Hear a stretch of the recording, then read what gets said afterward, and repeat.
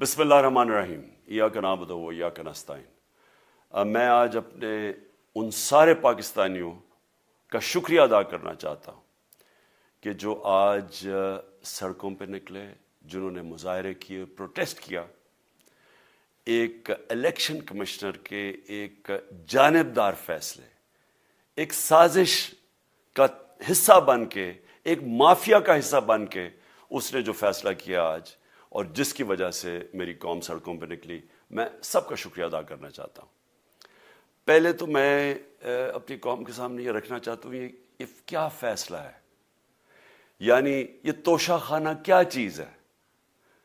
توشہ خانہ وہ ہے کہ جب ملک کا پرائم منسٹر، اس کے وزیر، اس کے آرمی چیف، ان کو جب پریزنٹس ملتے ہیں، جب وہ اقتدار میں ہوتے ہیں، تو جب ان کو تحفے ملتے ہیں، تو یہ جو سارے تحفے ہیں یہ جاتے ہیں توشہ خانہ کے اندر۔ ایک پورا ریکارڈ ادھر قائم کیا جاتا ہے۔ اس توشہ خانہ سے ایک قانون کے تحت آپ فیصلہ کر سکتے ہیں کہ میں ایک آدھی قیمت، ہمارے دور میں آدھی قیمت ہم دے کے ہم وہ خرید سکتے ہیں وہاں سے۔ سارا ریکارڈ اس کا ہے پڑا ہوا ہے توشہ خانہ میں۔ تو یہ جو کیس اس نے کیا ہے، یہ جو کیس کے اوپر فیصلہ دیا ہے، میں آپ ساری قوم کے سامنے اب یہ کہنا چاہتا ہوں کہ جب بھی، اور انشاءاللہ ہم اب جا رہے ہیں عدالت میں آج سب کے سامنے کہنا چاہتا ہوں کہ یہ عدالت کے اندر کیس جائے گا اور اس میں ایک چیز غیر قانونی نہیں نکلے گی، کیونکہ سارا ریکارڈ اویلیبل ہے۔ اور جنہوں نے قانون توڑا ہے، توشہ خانہ کا قانون کس نے توڑا ہے؟ آصف زرداری نے اور نواز شریف نے۔ کیسے توڑا ہے؟ انہوں نے 4 مہنگی گاڑیاں اس توشہ خانہ سے نکالی ہے۔ قانون یہ کہتا ہے کہ آپ گاڑیاں نہیں نکال سکتے، مجھے بھی ملی تھی۔ تو ان کے کیس تو سنے نہیں، ان کے 10 سال سے کیس پڑے ہوئے جو انہوں نے یہ گاڑیاں غیر قانونی طور پہ نکالی تھی۔ اور وہ جو کہ سارے میرے وکیل نے آج قوم کے سامنے بتایا کہ سارا ریکارڈ اویلیبل ہے، اس کے اوپر اس نے یہ فیصلہ کیا۔ تو پہلے تو ہم جائیں گے انشاءاللہ عدالت میں، لیکن میں اس الیکشن کمشنر کے اوپر اپنی قوم کے سامنے اس کا ذرا اصلیت رکھنا چاہتا ہوں۔ یہ وہ آدمی ہے جو پچھلے 2.5 سال سے ہمارے خلاف فیصلے دے رہا ہے۔ 8 یا 9 دفعہ اس نے ہمارے خلاف فیصلہ دیا، ہم عدالت میں گئے اور عدالت نے اس کے فیصلے اوور ٹرن کر کے ہمارے حق میں فیصلے دیے، کیونکہ اس کے جو فیصلے تھے وہ غیر جانبدار نہیں تھے۔ ہم ای وی ایم مشینز کے اوپر کوشش کرتے رہے کہ اس ملک میں صاف اور شفاف الیکشن ہو، 2 سال کوشش کرتے رہے۔ اس الیکشن کمیشن نے پیپلز پارٹی اور نون لیگ کے ساتھ مل کے وہ نہیں ہونے دیا۔ ہم نے عدالت میں گئے کہ جو سینٹ کے اندر پیسہ چلتا ہے، سینٹ کے الیکشنز کے اندر، کہ وہ ووٹ ویریفائبل ہونی چاہیے، یعنی لوگوں کو پتہ ہونا چاہیے کہ آپ کے ایم پی کدھر ووٹ ڈال رہے ہیں۔ ہم سپریم کورٹ میں گئے، سپریم کورٹ میں اجازت دے دی کہ ووٹ ویریفائبل ہونی چاہیے، اس نے روک دی۔ اس کے بعد یوسف رضا گیلانی کا بیٹا پیسے دیتے ہوئے پکڑا گیا ووٹ خریدتے ہوئے، اس نے کوئی ایکشن نہیں لیا۔ یہ اس نے جب ہمارا یہ ابھی جو آڈیو لیکس ہوئی ہے، اس کے اندر کیا چیز آئی ہے سامنے؟ آڈیو لیکس میں یہ سامنے آئی کہ نون لیگ کے ساتھ بیٹھ کے یہ فیصلے کر رہا تھا کہ کون سے حلقے ہمارے کمزور ہیں اور کدھر پی ڈی ایم کی ووٹ جو تھی ہمارے حلقوں سے دگنی تھی۔ اس نے ان کے ساتھ بیٹھ کے فیصلے کیے۔ یہ جو ابھی حال ہی میں الیکشن ہوئے ہیں، اسی الیکشن کمیشن نے، اس نے پہلے بھی جب پنجاب کے بائی الیکشن ہوئے تب بھی پوری الیکشن کمیشن کی مشینری نے ان کی مدد کی، اور اس کے گورنمنٹ بھی پنجاب میں انہی کی تھی، گورنمنٹ کی مشینری نے بھی پوری مدد کی۔ اس کے باوجود دونوں دفعہ یہ الیکشن ہار گئے، اور الیکشن اس لیے ہارے کہ پاکستان کی قوم ان کو ریجیکٹ کر بیٹھی ہے، اور اللہ کا شکر ادا کرتا ہوں ہمارے ساتھ کھڑی ہے۔ جب ہماری گورنمنٹ گئی تب سے یہ مافیا کوشش کر رہا ہے کہ تحریک انصاف کو ختم کرنے کی۔ پہلے تو انہوں نے گورنمنٹ گرائی بیرونی سازش، پھر انہوں نے کروڑ روپیہ خرچ کیا، 20 یا 25 کروڑ روپے کی ووٹیں خریدی، لوگوں کو لوٹا بنایا، ہماری گورنمنٹ گرائی۔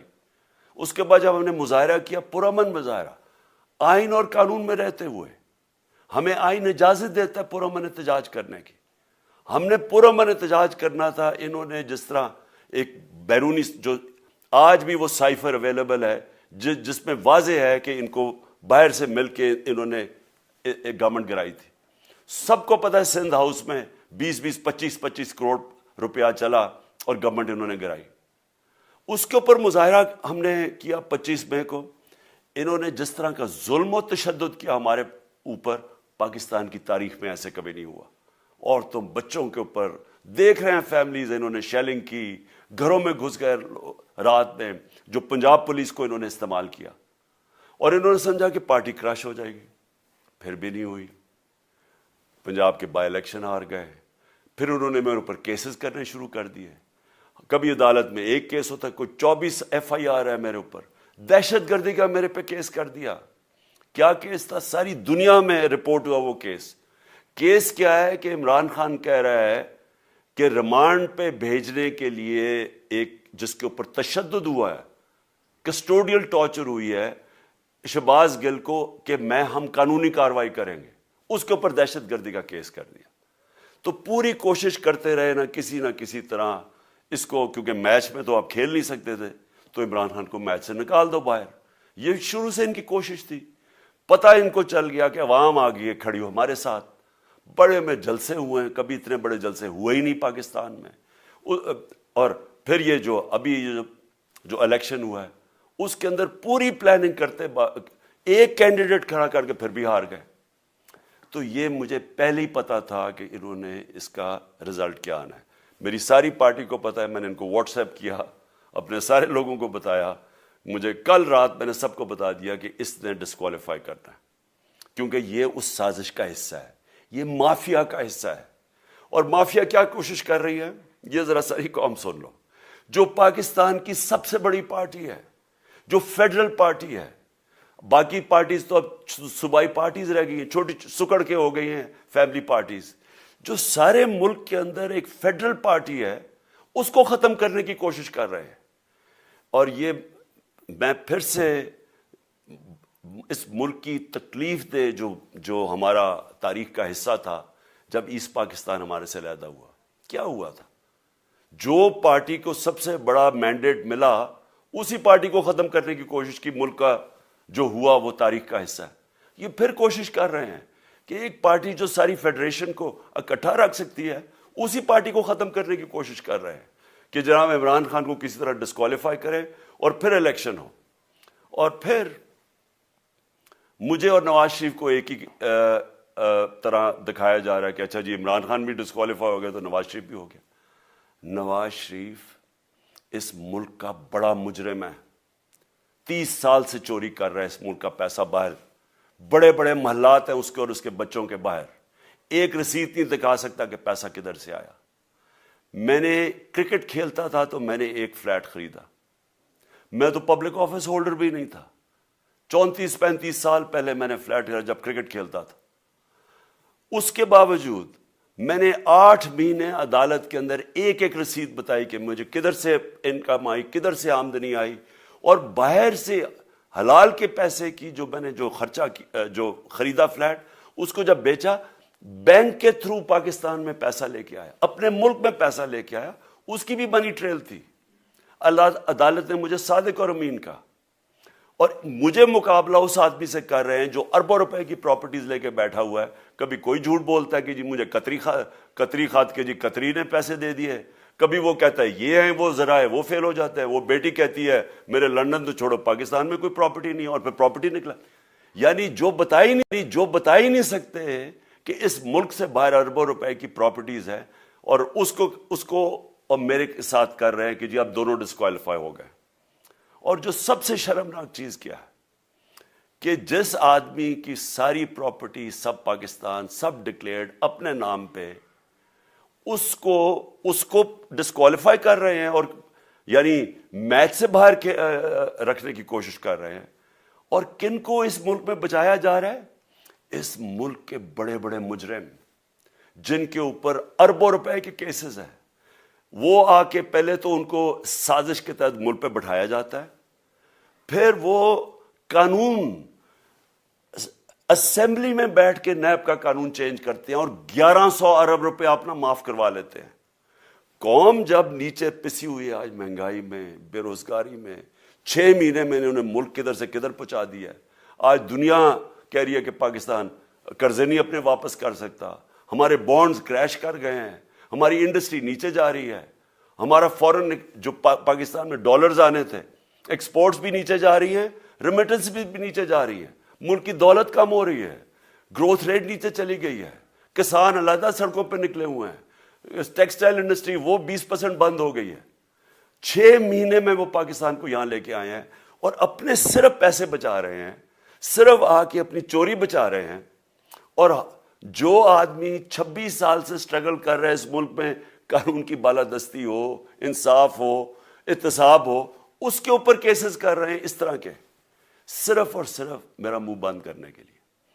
میں آج اپنی ساری قوم کے سامنے یہ آپ سب کے سامنے یہ وعدہ کرتا ہوں کہ میری جتنی بھی زندگی ہے وہ ان چوروں کا مقابلہ کرنے کے لیے. میں اس کو سیاست نہیں سمجھتا, میں اس کو جہاد سمجھتا ہوں. یہ جو مافیا بیٹھا ہوا ہے جس کا یہ حصہ ہے یہ الیکشن کمشنر, میں جب تک زندہ ہوں میں ان کا مقابلہ کروں گا. میں اپنے سارے آج جو پروٹیسٹرز بیٹھے ہیں, میں آپ سب کو آج پہلے تو شکریہ ادا کرتا ہوں. اب میں کہتا ہوں کہ اب آپ پروٹیسٹ ختم کر دیں. آج آپ پروٹیسٹ اب ختم کر دیں, کیونکہ لوگ اس وقت مشکل میں ہیں اور میں نہیں چاہتا کہ میری قوم مشکل میں ہو. لیکن آپ سب تیاری کریں. میں نے کہا تھا مہینے کے اینڈ میں لانگ مارچ کروں گا, اور میں پوری طرح انشاءاللہ اس ملک کی تاریخ کی یہ سب سے بڑا پروٹیسٹ ہوگا. اور یہ صرف لانگ مارچ پہ ختم نہیں ہوگا, یہ میری حقیقی آزادی کی تحریک چلتی رہے گی جب تک اس ملک کے اندر قانون کی بالادستی قائم نہیں ہوگی. اس طرح کے چور, اس طرح کے ڈاکو, اس طرح کے مافیا, اس طرح کا یہ کرپٹ الیکشن کمشنر, جب تک یہ بیٹھے ہیں میری یہ تحریک چلے گی. اور میں اپنی ساری قوم کو آج کہہ رہا ہوں کہ یہ ملک ایک فیصلہ کن موڑ پہ ہے. اگر ہم جو اللہ کا حکم ہے کہ ظلم اور ناانصافی کے سامنے کھڑے ہو, جہاد کرو, اللہ کا حکم ہے امر بالمعروف, اچھائی کے ساتھ کھڑے ہو اور اس طرح کے چوروں کے خلاف کھڑے ہو, جب تک ہم قوم اس فیصلہ کن وقت پہ اب جدوجہد کرنے کے لیے تیاری نہیں کریں گے, ہم ان چوروں سے اپنی جان نہیں چھڑا سکیں گے. جہاد اللہ نے ہمارے پہ فرض اس لیے کیا ہے کہ جب ہم ظلم کا مقابلہ کرتے ہیں اپنی بہتری کرتے ہیں, ظلم کم ہو جاتا ہے. جب ہم اس طرح کی ناانصافی اور ظلم کے سامنے سر جھکاتے ہیں ہماری معاشرہ تباہ ہو جاتا ہے. جب معاشرہ اچھے اور برے کی تمیز ختم کرتا ہے, یہ چور جا کے ملک کا فیصلہ کرتے ہیں, وہ معاشرہ کو تباہ کر دیتے ہیں. ہم آج اس فیصلہ کن وقت پہ کھڑے ہیں. میں آپ کو کال دوں گا, پھر سے میں آپ کو کہوں, اور انشاءاللہ اس ملک کی تاریخ کی یہ سب سے بڑا مظاہرہ ہوگا, یہ سب سے بڑی پروٹیسٹ موومنٹ ہوگی, اور یہ رکے گی نہیں. اب یہ جب تک ہم اس ملک کو حقیقی طور پہ آزاد نہیں کرتے, یہ میری پروٹیسٹ موومنٹ اب چلتی رہے گی. پاکستان زندہ باد.